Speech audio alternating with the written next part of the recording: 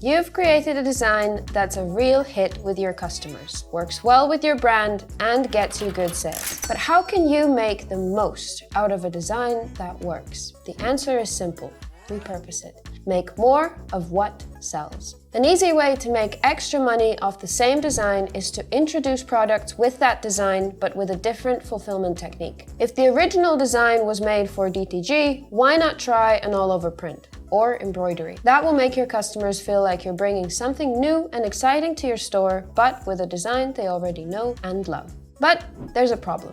When it comes to printing techniques, what works for one doesn't always work for others. Our most popular techniques, DTG, embroidery, and all-over print, have very different design requirements. So in this video, we'll look at what you need to consider when adjusting your designs from one technique to another.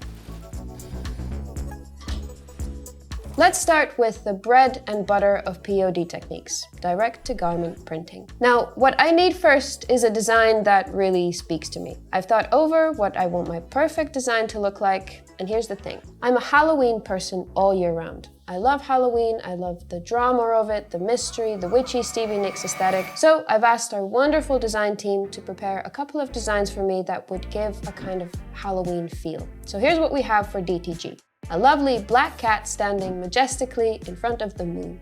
When you're designing for DTG, here are 3 things you need to keep in mind. First, the format of the print file. The print file you upload to Printful must be in PNG format, not JPEG. The JPEG format doesn't support transparent backgrounds, so your product would look something like this. Second, for most Printful products, your design will need to have at least 150 dpi, or dots per inch. The higher your dpi, the more sharpness and detail you'll get from your print. Third, keep in mind that the colors on your product might not look exactly the same as on your computer. This is due to various factors like the fabric and color of your chosen product, and for some products we use a white underbase before printing, which can also impact the appearance of the design. If you have a successful DTG design, you should really think about repurposing it for embroidery. According to our research, embroidered clothing is in high demand and will help your product stand out amongst other printed apparel. What works best for embroidery is minimalistic, simple artwork. So let's see how we can adjust our DTG design. First, let's simplify. I'll choose 1 or 2 elements from the initial design. The cat might be a little too detailed, so let's take the moon and the stars instead.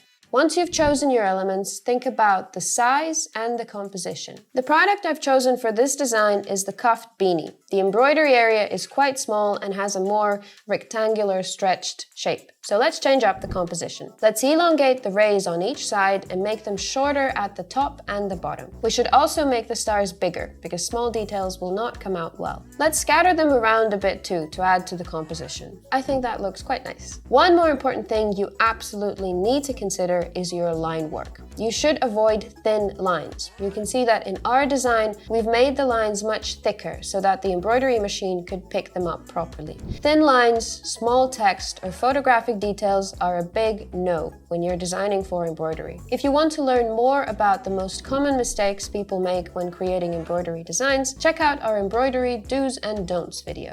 Last but not least, let's take a look at sublimation. Printful has 2 types of products that are made using this technique. The first is sublimated products, where the print is transferred directly to a pre-made product like a mug, a wine tumbler, or a towel. The second is an all-over print product. Here, the print is transferred to fabric, which is then cut and hand-sewn into your item. For our sublimation product, we've chosen a lovely mug. Again, we have to think about the size of the print area, which in this case will be much smaller than the DTG design. This means we can choose 1 or 2 elements from the initial design.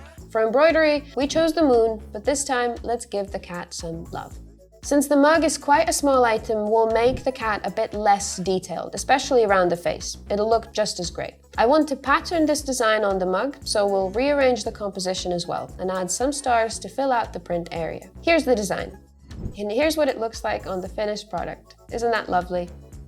Keep in mind that for mugs and shirts specifically, it's better if your print file has at least 300 dpi rather than 150. It'll give your products that nice, sharp, detailed look. Also, when you're designing apparel, remember that the designs can shift up to at least 2 inches when printed, so it's best not to rely on designs that need very precise placements. So there we go. We started with one design, and now we have 3 completely different products with designs that all complement each other. When you repurpose designs, it opens up new, cool ways to get additional sales. You can offer these several items together as a bundle. If your customer loves the design, there's a higher chance they'll buy more products that have a similar look.